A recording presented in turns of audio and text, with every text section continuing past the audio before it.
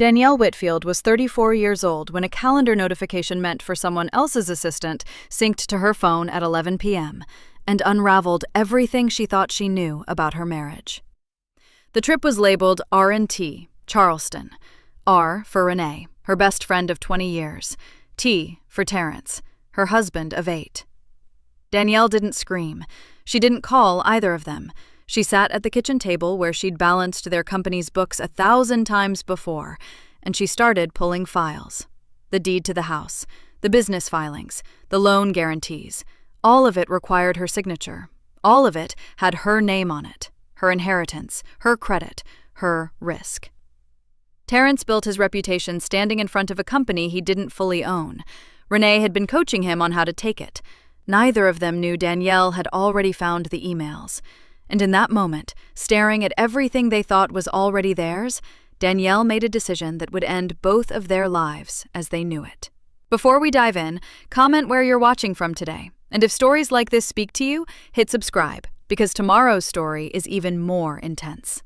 The kitchen was quiet, except for the hum of the refrigerator and the soft tap of Danielle's fingers on her laptop keys. 11 o'clock at night. Everyone else in their neighborhood was asleep. She wasn't. A stack of invoices sat on the table beside her, maybe 30 pages thick, paper-clipped and tabbed with color-coded sticky notes. Yellow for materials, blue for labor, orange for anything that needed a second look. 3 orange tabs tonight. There were always orange tabs. She pulled the nearest one toward her. A lumber delivery charge from a supplier in Macon had been logged twice. Same vendor, same amount, 2 days apart.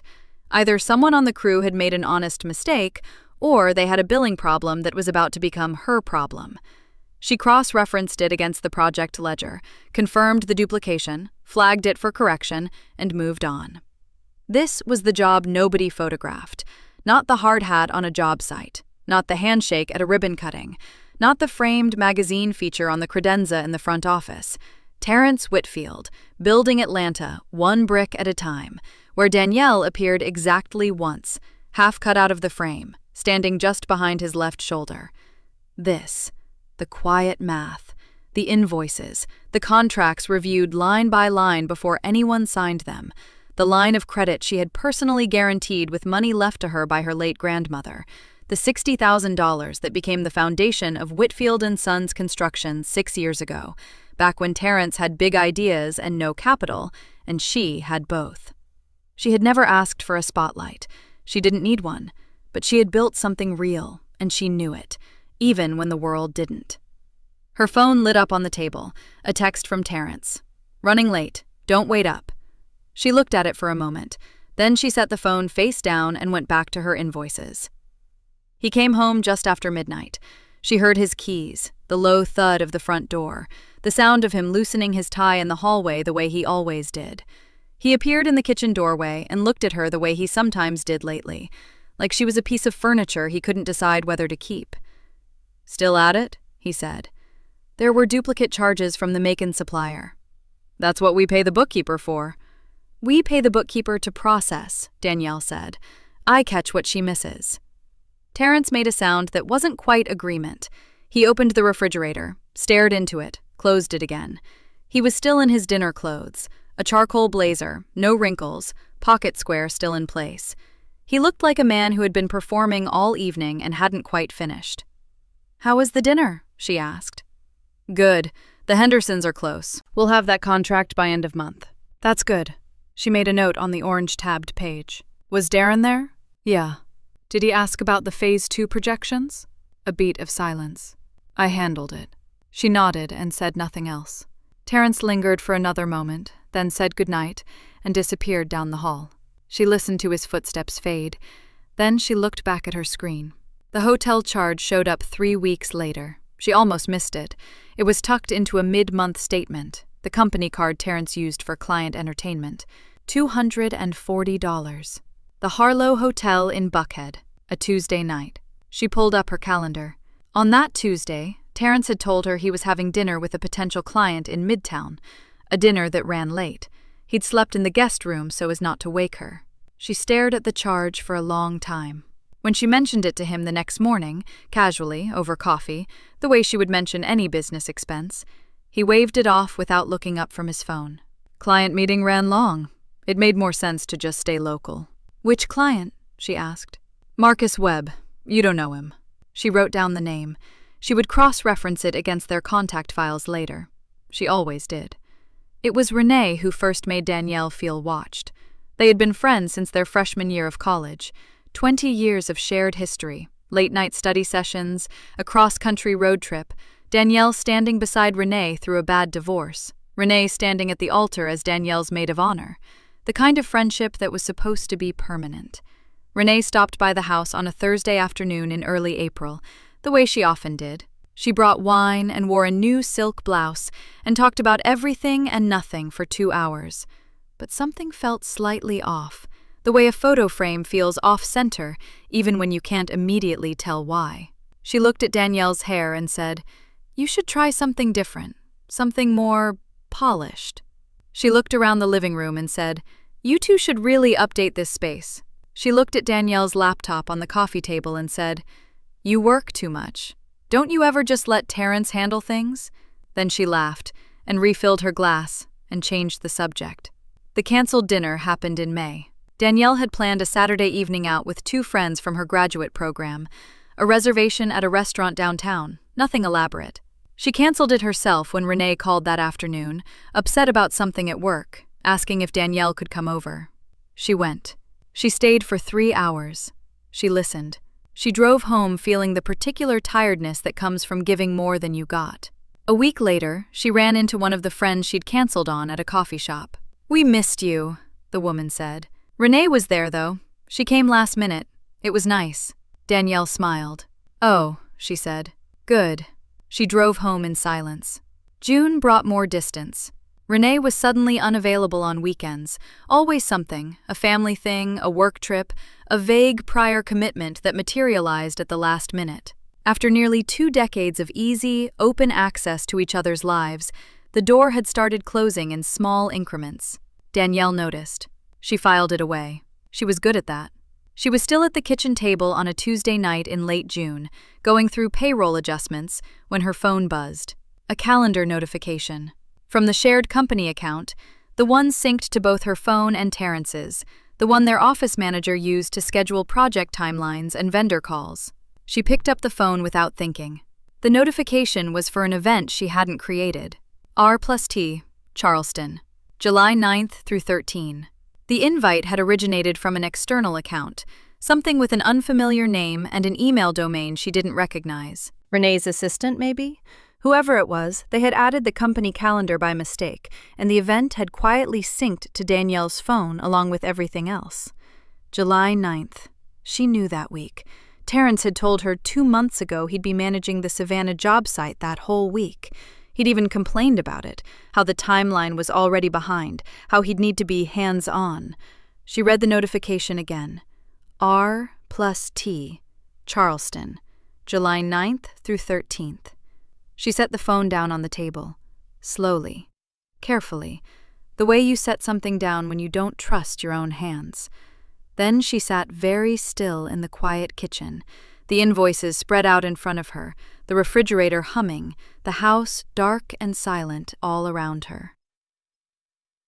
She didn't move for a full minute, just sat there, the phone face up on the table, the notification still glowing, the little calendar icon sitting there like it hadn't just rearranged everything. R+T, Charleston, July 9th through 13th. Her hands were flat on the table, still.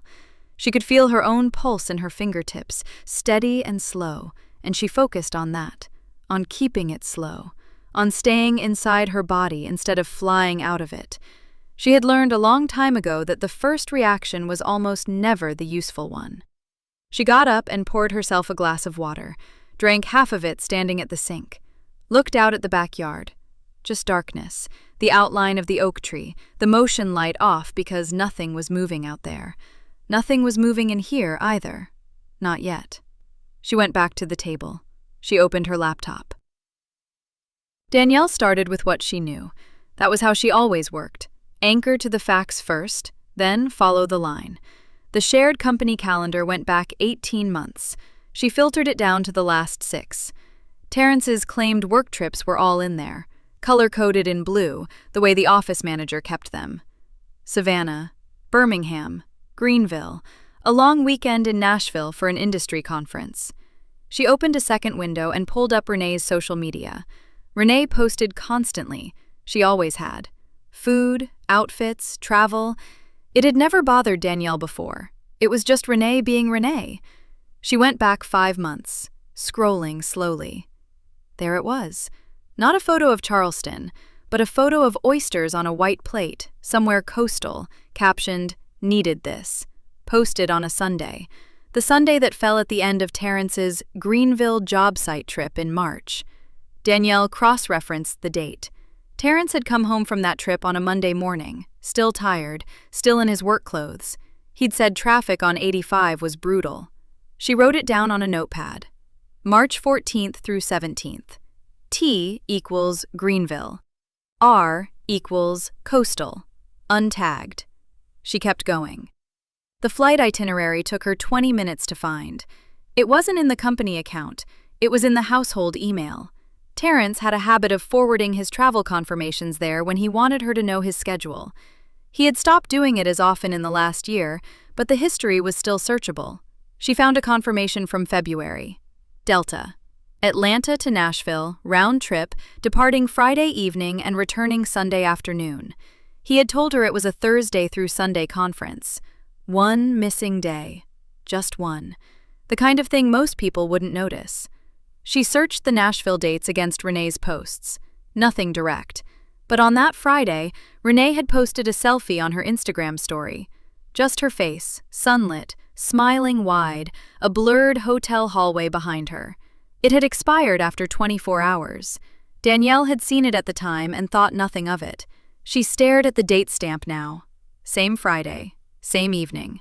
She wrote it down. The text was the one she almost skipped. She had gone back to the calendar notification, trying to trace the original invite back to its source. The email address that had added the company calendar by mistake was listed in the event details. A Gmail account with a name she didn't know, probably Renee's assistant. But the event description field had a note in it. Just a few words. Casual, like someone jotting a reminder. Don't forget. Renee said keep this off personal phones. Use this account for booking. She read that twice. They had been careful. They had a system, a separate account, away from their personal phones, used just for this. Someone, Renee, most likely, had been organized about it. Methodical. Methodical the same way Danielle was methodical. She felt something cold move through her chest. Not quite anger. Something older and quieter than anger. She kept her face still and wrote it down. The last thing she found was the hardest, a text preview.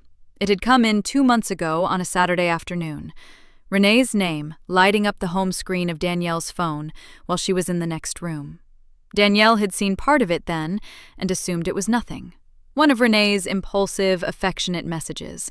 She sent those sometimes. She'd dismissed it. Now she searched back through her messages to that date and found the full thread. One message from Renee. Can't stop thinking about last weekend. You should tell her soon. This is getting harder to hide, and I don't want to do this forever. Danielle read it once, then again. You should tell her soon. Her. Danielle was her now. She had been reduced to a pronoun in her best friend's text thread. She closed the message. She set the phone down. She sat very straight in her chair and breathed through it. In, out. Slow and measured, until the feeling in her chest settled back below the surface. Then she opened the drawer to her left and took out a fresh legal pad. She wrote a single word at the top. Proof. She drew a line beneath it.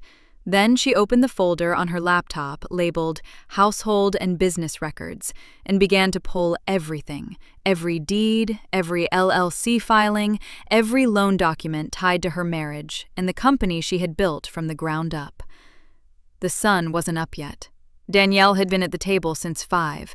The overhead light was on and the kitchen smelled like coffee, and every document she had printed the night before was spread out in front of her in 3 neat rows. She worked the way she always worked, methodically, no rushing. The house was quiet.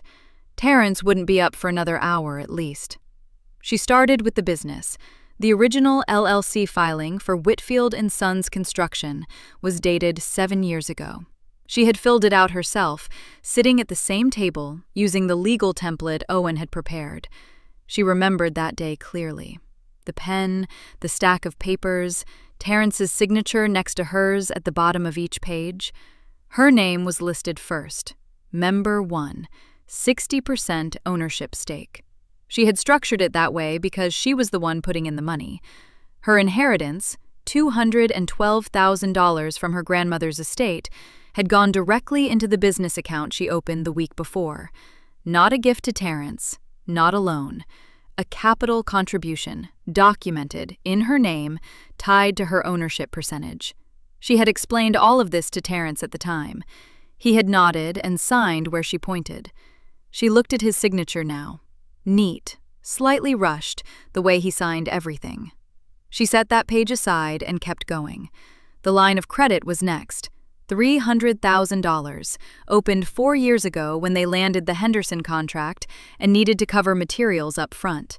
She had gone to the bank herself, sat across from the loan officer herself, provided her credit history, her tax returns, her personal guarantee. Her name was the primary guarantor. Terrence was listed as secondary. The loan officer at the time had made a small comment. Something polite about how it was good to see a woman as the lead on a business account. She hadn't thought much of it then. She thought about it now. She set that page next to the LLC filing. The house deed was straightforward, both names on the title, but structured under a joint tenancy agreement that required both signatures to sell or refinance.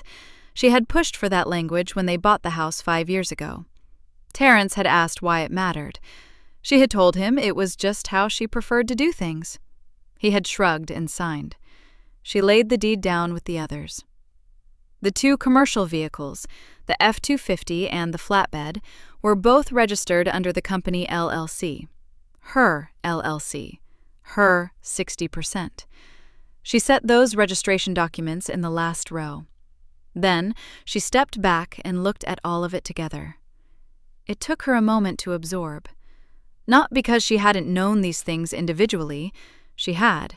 She was the one who filed them, maintained them, renewed them every year.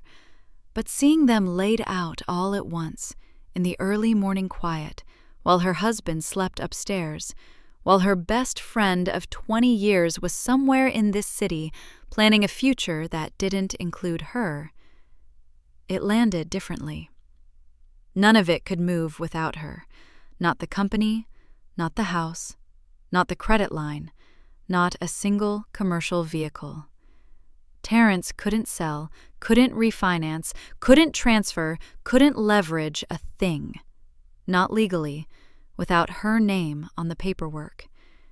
He had spent 7 years being the face of this company, shaking hands at industry dinners, standing in photos on job sites, letting people assume he was the one who built it. And all that time, the foundation it was sitting on had her name written into every document, every filing, every guarantee. She wondered if he had ever actually read any of it. She wondered if Renee, for all her finance industry knowledge, had thought to check. She pulled out the legal pad from the night before. The word proof was still at the top, underlined.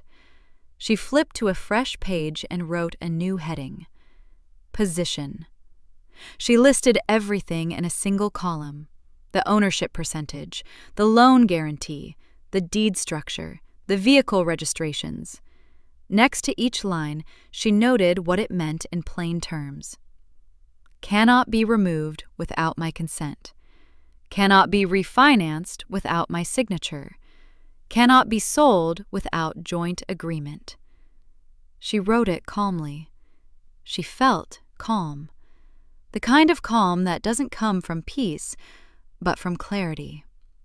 There was no version of what they were planning that didn't run directly into her. She stacked the documents back into the folder, edges aligned, the way she kept everything. She clipped the legal pad shut. She picked up her phone. Owen Marsh had been her attorney since before the company existed. He was thorough, discreet, and he never asked questions he didn't already know the answers to. She trusted him the way she trusted good contracts, completely, because the language held up. She typed the message short. Owen, need to meet privately. Not urgent, but soon. This week if you can. She set the phone face down on the table. Upstairs, she heard the shower turn on. She got up, poured a second cup of coffee, and started making breakfast like it was any other Tuesday morning. Owen's office smelled like old wood and printer paper. It always had. It was on the third floor of a narrow building downtown, the kind of place that had been there long enough to feel permanent. Dark bookshelves lined two walls, packed tight with legal volumes nobody pulled out anymore, but nobody threw away either. His desk was wide and clean, a single lamp on one corner, a yellow legal pad in the center. Danielle had sat across from that desk a dozen times over the years.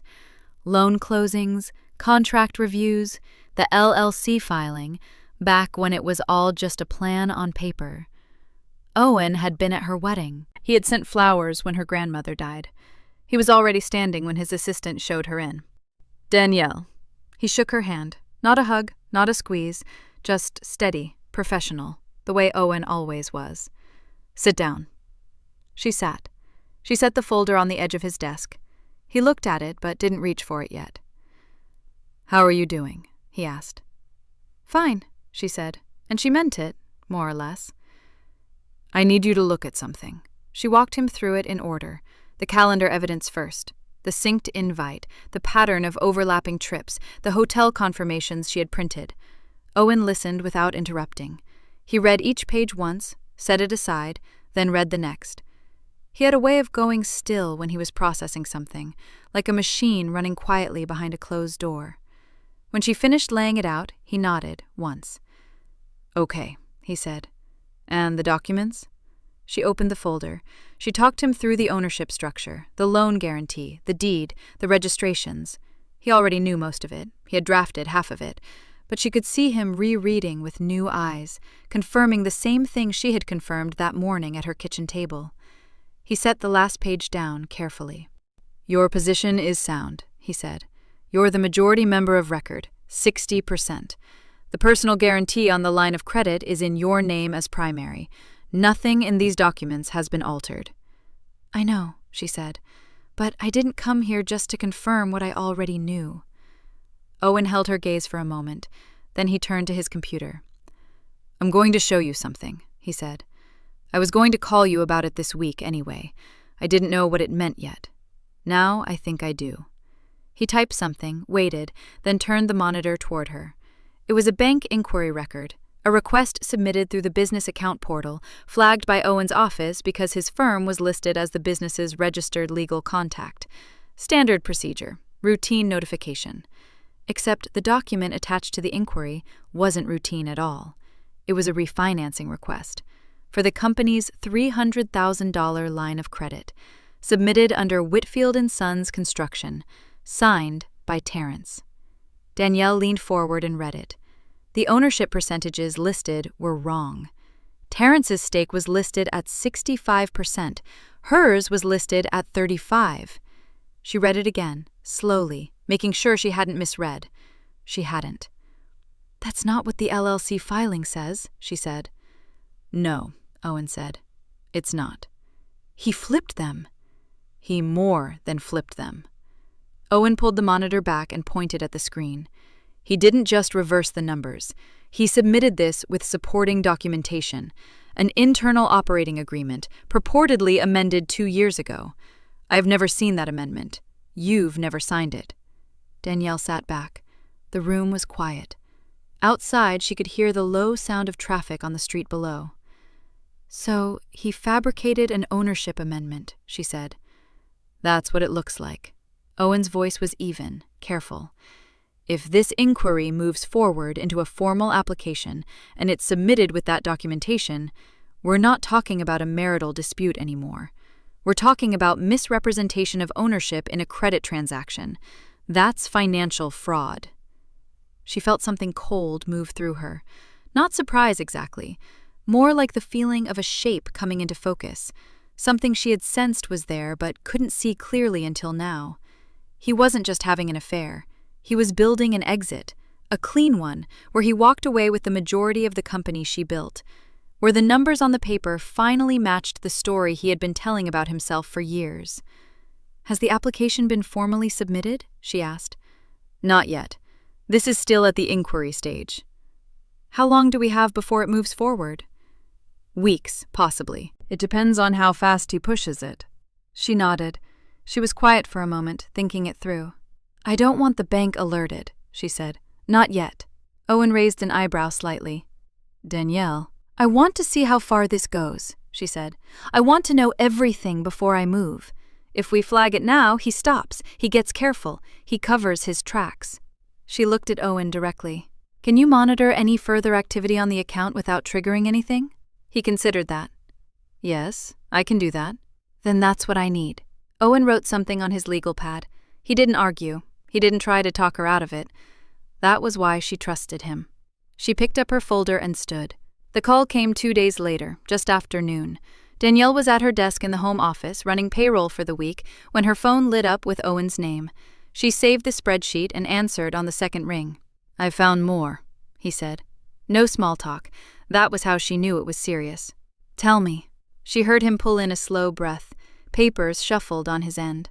"I went back through the submission documents attached to the refinance inquiry," he said. "The ones with the altered ownership percentages. I wanted to find out where the language came from, who drafted it, how it was put together." He paused. "The email thread embedded in the metadata traces back to an outside address. Not Terrence's account, not the company account." Danielle's hand went still on her mouse. "Whose?" she asked, though some part of her already knew. "Renee Calloway." The name landed like a stone dropped into still water. "She emailed him a template," Owen continued. "A refinancing framework, the kind used in commercial credit restructuring. Her firm uses it. She walked him through which figures to submit, how to sequence the documentation, and—" He paused again, like he was choosing his next words carefully. "How to characterize your role in the company." "Characterize it how?" "She advised him to describe your contributions as administrative in nature, non-ownership, bookkeeping, and operational support."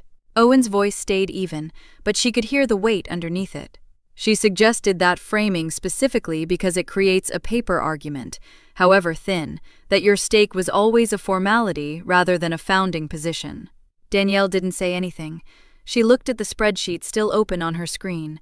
12 employee names, wages she had calculated herself the same way she had every week for 6 years. She thought about the company's first year, sitting at this same desk, smaller then, using her grandmother's inheritance to cover materials costs when the first contract came in and the cash flow wasn't there yet. She had never told anyone outside this house how close it had been, how many times she had quietly moved money from her personal account to keep the company breathing while Terrence shook hands on job sites. Except she had told someone. She had told Renee. She had told Renee because Renee was her best friend, because they had talked every week for 20 years, the same way other people talk to therapists or sisters. She had told Renee about the line of credit, about the ownership structure, about why her name had to be primary on everything at the start. She had told her all of it, easily, the way you tell someone you trust completely. Renee had listened. She had nodded, poured more wine, asked the right questions, and she had been taking notes. "Danielle?" Owen's voice came through the phone, quiet and steady. "You still with me?" "Yes," she said. "I know this is a lot." "I'm fine." She meant it in the same way she always meant it. Not that it didn't hurt, but that the hurt wasn't going to move her. How specific was her guidance? Was she just pointing him in a direction, or was she— "She wrote the language," Owen said. "Specific phrases, specific percentage figures, specific framing." This wasn't casual advice between friends. She knew exactly what she was doing. There it was, laid out plain. This had never been impulsive. Not the affair, not the refinancing scheme, not the fabricated operating amendment. Renee hadn't fallen for a married man and made a foolish choice. She had looked at Danielle's life, her company, her stability, her name on every piece of paper that mattered, and she had decided she wanted it. Then she had spent months quietly engineering a way to get it. Every dinner, every phone call, every weekend she had suddenly been too busy for. She had been working. The thing that settled into Danielle's chest wasn't grief exactly. It was something colder and more clarifying, like standing in a dark room and having someone flip the lights on. Everything looked different now. Not new, just finally visible for what it actually was. "Thank you, Owen," she said. "Document all of it." "Already done," he said. "You should have copies by end of day." She hung up and sat for a moment without moving. Then she closed the payroll spreadsheet, shut her laptop, and went upstairs to change. She had a dinner to get to. She sat in her car outside Owen's building for a few minutes before she pulled out of the lot. The afternoon had gone gray and flat, clouds moving in low over the city. She kept both hands on the wheel even though the car wasn't running. She wasn't ready to move yet. She just needed a minute to let everything settle back down into its proper place inside her.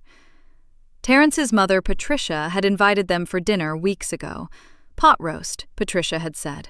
She had been making that same pot roast since before Danielle and Terrence were married. Danielle was going to eat every bite. She started the car and pulled out into traffic. Patricia Whitfield's house always smelled the same, garlic and rosemary and something warm underneath it all. The particular smell of a home that had been cooked in for 30 years. Danielle had always loved it. The first time Terrence brought her here, she had stepped through the front door and felt her shoulders drop, like something in her recognized a safe place. She felt that now, stepping inside, and let herself feel it anyway. It wasn't a lie just because everything else was. "Baby, you look tired." Patricia appeared from the kitchen doorway, wiping her hands on a dish towel tucked into her apron. She was a sturdy woman, light brown skin, silver hair cut close, reading glasses pushed up on her forehead like she always forgot they were there. She pulled Danielle into a hug before Danielle could say a word. "You eating enough?" "I'm fine, Patricia." Danielle squeezed her back. "Smells wonderful in here."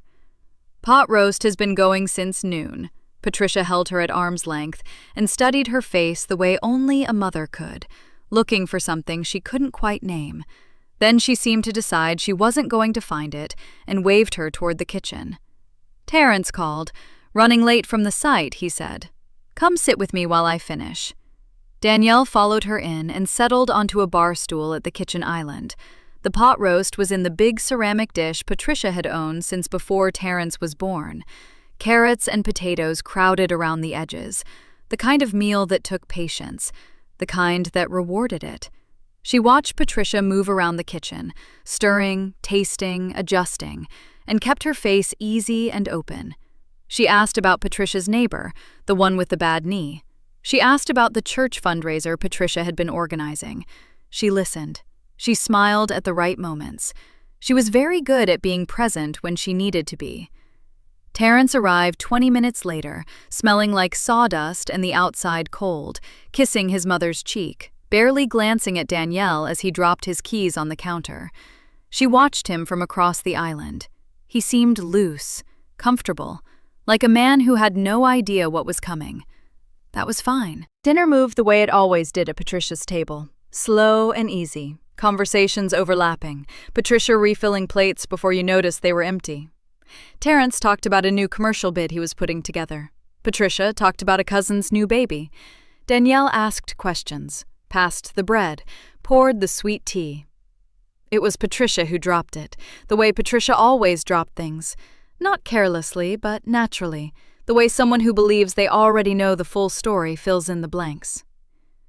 "I told your Aunt Shirley not to worry so much about y'all," she said, nodding at Terrence, then glancing at Danielle with a soft, slightly apologetic expression.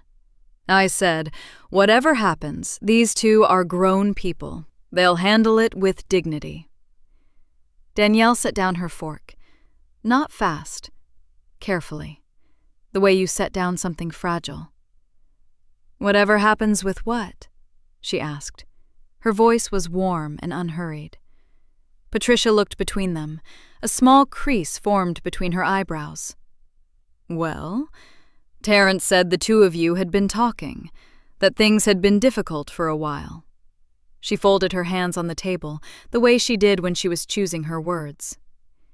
"He said the marriage had been basically over for months, that once he got some business matters settled, he was planning to make some kind of announcement." The table went very quiet. Terrence reached for his glass. He didn't look at Danielle. "He said it very calmly," Patricia continued, still watching them both, her expression shifting toward something more uncertain now. "I thought it was mutual. I assumed you two had talked." "Of course," Danielle said. She kept her voice soft. She kept her eyes on Patricia. "Can I ask, did he say anything about the timeline? For the announcement?" Patricia frowned gently. "He said after the business matters. That's all he really said." "That makes sense." Danielle nodded once. "Thank you for telling me, Patricia." She picked her fork back up. Across the table, Terrence finally looked at her. Just for a second. Something moved behind his eyes. Not guilt, exactly. More like recalculation. Like a man realizing a wall he believed was solid had a crack in it. She gave him nothing back. She just turned to Patricia and asked her how Aunt Shirley's knee had been doing. She drove home in the dark, both hands on the wheel, the heater running low. She didn't turn on the radio. She didn't call Kayla. She didn't let herself feel any of it. Not the dinner, not the table, not the way Terrence had reached for his glass instead of looking at her. She just drove. Her public humiliation had already been scheduled. Her removal from the company he could not legally take from her had already been announced to his family. He had told his mother the marriage was over. He had attached that ending to the refinancing timeline like a ribbon on a package. He had planned all of it, and he had assumed she would not know until it was done. She turned onto their street and pulled into the driveway. She sat for a moment in the quiet. She had everything she needed now. The evidence, the motive, the timing. It was time to move. The days after Patricia's dinner were quiet ones. Not the hollow quiet of waiting, the deep, deliberate quiet of someone who has already decided and is simply doing the work. Danielle moved through each morning the same way she always had. Up at 6, coffee made, laptop open before the house stirred. She answered emails. She reviewed invoices. She smiled when Terrence came downstairs and asked if there was any coffee left.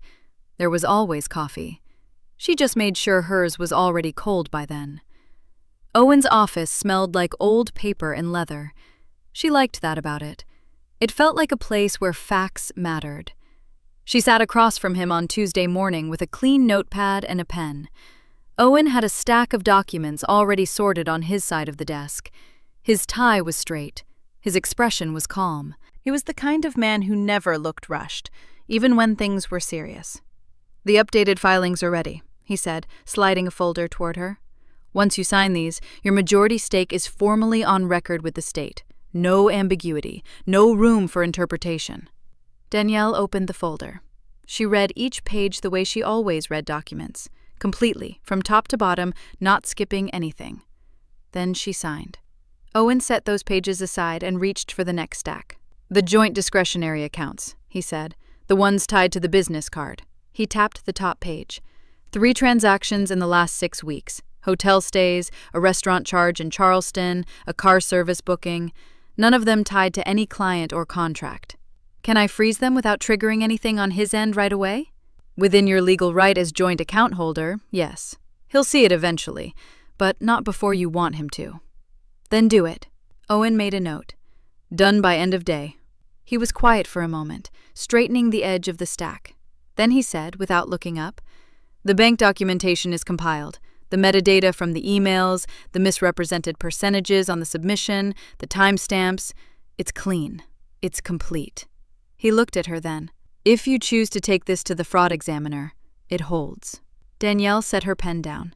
She thought about Renee, about 20 years of birthday dinners and late-night phone calls, and the way Renee had stood next to her at the altar in a lavender dress and cried real tears.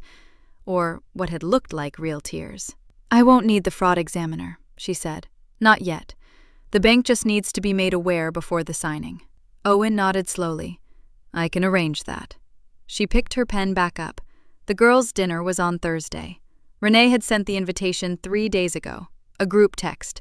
So overdue, I miss you both. Come over Friday, I'll make the good pasta. The same kind of text she had sent 100 times before. Danielle wrote back. Wouldn't miss it. She arrived at 7 with a bottle of wine and her warmest smile. Renee's apartment was decorated the way Renee decorated everything. Carefully and expensively. Every pillow in the right place. She looked beautiful that evening. Relaxed in a way she hadn't been in months, actually. Her laugh came faster. She touched Danielle's arm more than usual when she talked. There were 4 of them altogether. Old college friends. Easy conversation, good wine, the pasta exactly as promised. Danielle stayed present. She asked Renee about work. She complimented the apartment. She laughed at the right moments and refilled her glass at a normal pace and said almost nothing of substance. She just watched. She watched the way Renee's eyes moved when Danielle talked about the company. A flicker of something. Interest too careful to be casual. She watched the way Renee asked, gently, almost offhand, whether Danielle had been stressed lately, whether things at home were okay. Testing the water with a toe. She's checking, Danielle thought. She wants to know if I've moved, if I've noticed anything. Danielle gave her absolutely nothing to work with. Things are good, she said, and refilled Renee's glass for her. You know how it is, just busy. Renee smiled and said she totally understood. That smile told Danielle everything. They were both still comfortable, still certain. And that certainty was going to make what came next so much cleaner. Owen called Friday morning. The meeting is set, he said. Thursday at 2. I framed it to Terrence as the refinancing signing. Final step, everything in order, bring any outstanding documents. A brief pause. He confirmed within the hour. Of course he did. And Renee? Danielle asked. The invitation is casual, a witness per the framing. He'll bring her. Danielle stood at the kitchen window, looking out at the backyard. The grass needed cutting. She'd get to that. She'd get to everything. Eventually. Thursday at 2, she said. Thursday at 2. She hung up and set the phone face down on the counter. Then she pulled out her notepad, not the legal one from Owen's office, but her own personal one, the small navy one she kept in her bag. And she sat down at the kitchen table, in the same chair she always sat in, and began to write. Not a script, just the truth, in the right order, in the right words. She wrote for almost an hour. When she was done, she read it back once. Then she closed the notepad, capped the pen, and went to make dinner.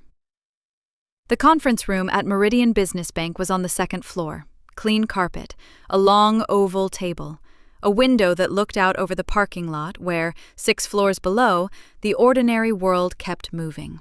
Cars pulling in and out, people checking phones, none of them knowing what was about to happen in this room. Danielle took the elevator. She wore navy, simple blazer, pressed slacks, low heels. The same thing she might wear to any business meeting, because that was exactly what this was. She carried her leather portfolio and Owen's sealed folder under her arm. Her expression was easy. Her breathing was steady. She had read her notepad one more time that morning, standing in the kitchen with cold coffee. Then she put it in her bag and left the house. She heard them before she opened the door. Terrence's voice, low and relaxed, carrying the easy confidence of a man who thought he'd already won. A soft laugh from Renee, seated beside him, the kind of laugh that belonged to people who didn't expect to be interrupted. Danielle opened the door. They were both seated on the same side of the table, together. That detail landed somewhere quiet and deep inside her, but her face didn't move. Renee wore a cream blouse and her good earrings. Terrence had his best watch on, the one he saved for client meetings. They looked like a couple celebrating early. The banker, a trim man in his mid-50s named Mr. Holloway, stood when Danielle entered. He had a friendly, professional face and a folder already open in front of him. "Mrs. Whitfield," he said, extending his hand. "Glad you could join us."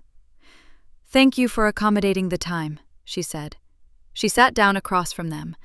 Terrence smiled at her, smooth, practiced, the kind of smile she had watched him use at 100 industry dinners. "Didn't know you were joining us today," he said. "It's my company," Danielle said pleasantly. It made sense. Something moves across his face, just a flicker. Then the smile came back. Renee said nothing. She reached for the water glass in front of her and took a slow sip. Mr. Holloway opened the meeting the way bankers did, organized, procedural, walking through the refinancing terms page by page. He laid out the submission documents. He referenced the ownership structure as submitted. He was halfway through explaining the proposed credit adjustment when Danielle set her hand flat on the table. "I'm sorry," she said, "before we go further." Mr. Holloway paused, his pen hovering. Danielle opened her leather portfolio and removed Owen's folder. She set it on the table and turned it to face Mr. Holloway directly. "The ownership percentages in that submission are not accurate," she said. "I'm the majority owner of Whitfield & Sons Construction. I hold 58% of the LLC. I'm the primary guarantor on the existing line of credit, and I carry sole signing authority on the property deed and both commercial vehicles." She tapped the top page of Owen's folder. "The correct filings are in here. State registered, current as of this week." The room went very still. Mr. Holloway looked down. He turned the first page. He turned the second. Terrence leaned forward. "Danielle." "I'm not finished," she said. Quiet. Even. Like she was reading a number off an invoice. She looked at Mr. Holloway. "What was submitted to this bank listed Terrence as holding 72% of the LLC. The actual figure is 42. That discrepancy means this refinance, as written, cannot move forward without my authorization, which I am not providing today." Mr. Holloway's expression shifted, his professional warmth pulled back, replaced by something careful and precise. He turned 2 more pages, then looked up. "Mrs. Whitfield, I'll need a moment to cross-reference this with what we have on file. Take all the time you need." He reached for the phone on the credenza behind him and made a quiet call. His voice dropped. His posture changed. Terrence sat back hard in his chair. The good watch caught the light when he moved. He looked at Danielle the way people look at a street that suddenly turned into a dead end. Renee set her water glass down. "Danielle?" Her voice was careful, modulated. "I think there may just be some confusion around the paperwork. These things happen." "Renee." Danielle turned to look at her. Not sharp, not loud, just direct. The way you look at something you're finally naming out loud. "You work in commercial finance," Danielle said. "You know exactly what ownership language means in a refinance submission. You advised him on how to write this, how to frame my role as administrative so it wouldn't flag." She let that sit in the air for a moment. "I shared everything about this company with you, for years, because I trusted you." Renee opened her mouth. "I'm not asking," Danielle said. "I'm telling you what I know." Renee closed her mouth. Mr. Holloway turned back from the credenza. His face had settled into something formal and serious now. He folded his hands on the table. "Mr. Whitfield," he said, "we're going to need to halt today's transaction. The ownership record on file with the state doesn't match the submission. I'm required to flag this for our compliance department." He paused. "I'd ask that you and—" He glanced briefly at Renee. "Your guests step out while we complete that process." Terrence stood slowly. He buttoned his jacket. He didn't look at Danielle. Renee stood too. Her earrings caught the light when she moved. She walked out without speaking. The door closed behind them. Danielle gathered Owen's folder, closed her portfolio, and stood. She walked out first. The bank's compliance letter arrived on a Tuesday. Danielle knew it was coming. Owen had told her to expect it within 72 hours of the meeting. Still, she held the envelope for a moment before she opened it. Not because she was nervous, but because she wanted to feel the weight of it. Everything she had spent 6 weeks building toward was folded inside that envelope, and she wanted to acknowledge that before she read a single word. She opened it at the kitchen table, the same table where she had spread the documents, the same table where she had made her decision. The letter confirmed that Meridian Business Bank had suspended Terrence Whitfield's operational authority on the Whitfield & Sons account pending a formal compliance review. All transactions required documented majority owner authorization. The refinancing submission had been flagged and referred to the bank's internal fraud review team. She read it twice. Then she set it down, picked up her coffee, and made a list. She did not post anything. She did not call anyone in anger. She did not send a single message she wouldn't want read in a courtroom or a conference room. What she did was make appointments. The first call went to Dale Hutchins, who ran Hutchins Supply, the company's primary materials vendor for 3 years. Dale was a straight-talking man in his 60s who had always dealt with Danielle directly on invoices, even when Terrence showed up to shake hands. She met him at his office on Wednesday morning and walked him through the ownership structure, the compliance flag, and her plan to continue operations under restructured leadership. She kept the conversation factual. She brought documents. Dale listened without interrupting. When she finished, he leaned back in his chair and said, "Danielle, I've always known who to call when something needed to actually get done." She nodded once and thanked him. The second call went to Marcus Webb at Webb Development, the firm that had awarded Whitfield & Sons their 2 largest contracts in the past 18 months. Marcus had heard something already. Word moved fast in the local construction world, especially when a bank flagged a fraud review. He wasn't hostile, but he was cautious. Danielle met him for coffee on Thursday and laid out the facts calmly and completely. She told him who owned the company, who had built its operational infrastructure, and what the restructuring would look like going forward. She did not editorialize. She did not ask him to feel sorry for her. By the time she left that meeting, Marcus had already said he wanted to stay in business with Whitfield & Sons. Word moved the way it always does in small professional circles, not through gossip. Danielle never gossiped, but through the quiet credibility of a woman who showed up with documents and told the truth. People connected the dots themselves. She called Patricia on Thursday evening and asked if she could come by Friday morning. Patricia said yes without asking why, the way she always had with Danielle. Danielle arrived at 9 with a box of the pastries Patricia liked from the bakery on Linwood. She set them on the kitchen counter, and then she sat down at Patricia's table and told her everything. The calendar entries, the hotel charges, the refinancing submission with the falsified percentages, Renee's role in coaching the paperwork, what Patricia herself had said at dinner, about Terrence telling the family the marriage was basically over, about waiting until the business matters were finalized. Patricia sat very still through all of it. Her hands were flat on the table, the way Danielle's had been in the conference room. Her face moved through things she wasn't saying. When Danielle finished, the kitchen was quiet for a long moment. "He told me it was mutual," Patricia said finally. Her voice was low and careful, like she was testing each word before she let it out. "He made it sound like you two had already talked." "We hadn't," Danielle said. "Not once." Patricia looked at the pastry box for a moment. Then she looked back at Danielle. "I am so sorry, baby." She reached across the table and covered Danielle's hand with both of hers. Danielle let her. They sat like that for a minute, and then Patricia pulled her hand back and straightened in her chair. Her expression had settled into something resolute and sad at the same time, the look of a woman who had made up her mind and knew it was going to cost her. "I need some time with this," Patricia said, "but I want you to know. Whatever happens next, I'm not confused about who did what." The mutual friends took less time than Danielle expected. She reached out to 3 women directly, not to all of them, just the 3 who had socialized most closely with Renee over the past year, the 3 most likely to have unknowingly covered for her by keeping the social calendar full and the group comfortable. She called each of them individually, in private, and told them the truth plainly and without theatrics. There were no dramatic confrontations. There didn't need to be. These were women who valued loyalty. Once they understood what Renee had done, Not just the affair, but the deliberate use of Danielle's own trust as a tool. Their responses were quiet and final. Renee wasn't removed from the group loudly. She was simply no longer included. Invitations stopped, replies slowed.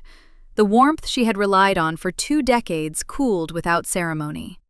On Monday, Danielle sat across from Owen in his office and signed the restructuring documents. The office used to smell like dust and old carpet. Now it smelled like fresh paint and cedar wood, and the afternoon light came through the new windows in long, clean rectangles across the floor. The desks were real desks. The filing system was digital and backed up in 3 places. The break room had a coffee machine that actually worked. Danielle stood in the hallway just inside the front entrance and looked at all of it for a moment before the day started pulling her forward. 1 year. The new Whitfield & Sons was leaner than the old one and twice as deliberate. Danielle had restructured the operational side in the first 90 days, keeping the crew leads who had always been solid, letting go of the arrangements that had only existed to support Terrence's image. She had brought in a project coordinator named Gloria, a sharp woman in her 40s who had spent 15 years being underpaid at a larger firm, and the two of them had built something that ran the way Danielle had always believed it could. The Meridian contract was the biggest they had ever signed. Commercial renovation, 3 phases, 14 months of guaranteed work. Marcus Webb's name was on the letterhead. He had stayed. Dale Hutchins had stayed too. He had actually referred 2 additional clients. The mentorship program had started small, 4 women in the fall cohort, meeting twice a month in the conference room with coffee and printed spreadsheets. Danielle taught them how to read an ownership filing, how to understand a line of credit, how to make sure their names were on the things they built. She taught them the things no one had thought to teach her, things she had learned by building them herself and then nearly losing them. By spring, the cohort had 8 women. 3 of them had already started their own LLC filings. Owen came by on Thursday evenings. It had started as a standing check-in after the restructuring, 30 minutes to review anything pending, then usually another hour that drifted into dinner or a walk around the block, or just sitting in her kitchen talking about something completely unrelated to contracts or filings. Neither of them had announced anything. There had been no conversation about what it was. It had simply become a part of her week that she looked forward to, and she was fairly sure he felt the same way, because he always stayed longer than 30 minutes, and he never seemed to be in a hurry to leave. He was careful with her. That was the thing she noticed most. Not careful in a way that felt like he was walking on eggshells, but careful in the way that meant he paid attention.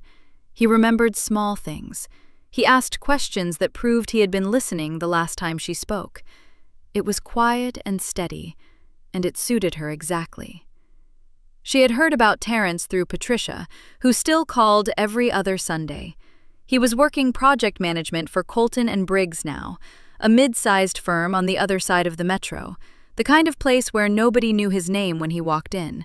No industry dinners, no job site handshakes where he got to play the founder. Just scheduled check-ins and a salaried role and a reputation that preceded him, not in the way he had always wanted. Patricia talked about him the way you talk about a wound that has healed but left a scar. Carefully, honestly, without pretending it didn't exist. She loved her son. She was also not confused about what he had done. Those 2 things lived in her at the same time, and Danielle respected her for carrying both without letting either one become a lie. Renee had left the state sometime in November. Danielle had heard it from one of the 3 women she had called during those first weeks after the signing.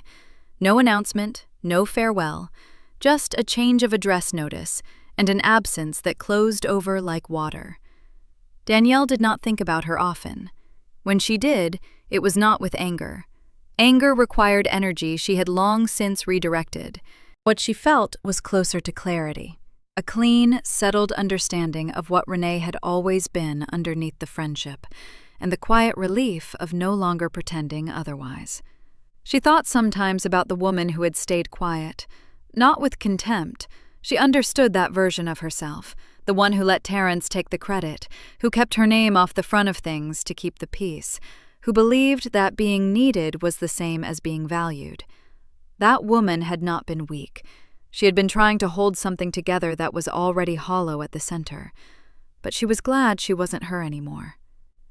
The new contract was printed and waiting on her desk when she got back to her office at 6. 3 pages, clean language, a number she would have considered ambitious 18 months ago and now considered reasonable. She sat down, she uncapped her pen, she signed her name on the signature line. Danielle Whitfield, sole owner, in the same steady hand she had used on every document for the past year. Then she capped the pen, closed her laptop, and picked up her jacket from the back of the chair. The evening was warm and the parking lot was quiet, and the light was that particular shade of gold it turned in early summer, just before the sun dropped below the tree line. She stepped outside and walked toward it. Thank you for watching until the end. If this story meant something to you, hit subscribe and turn on notifications. I've got 2 stories on the screen that you have to watch next. Have a great day.